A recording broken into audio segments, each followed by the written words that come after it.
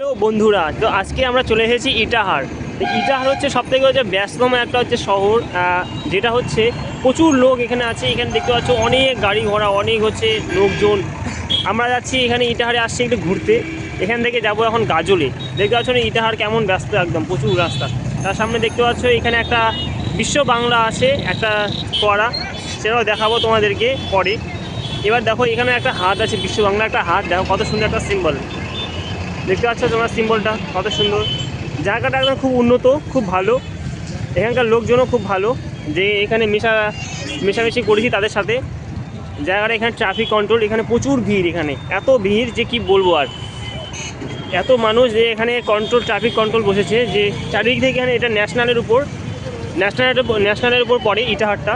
তো national road এটার উপর দিয়ে গিয়েছে, যেটা হচ্ছে শিলিগুড়ি টু মালদা যে রোডটা আছে ফারাক্কা গেটের, সেই রোডটা ন্যাশনাল রোডের উপর দিয়ে সেটা ইটাহারটা গিয়েছে।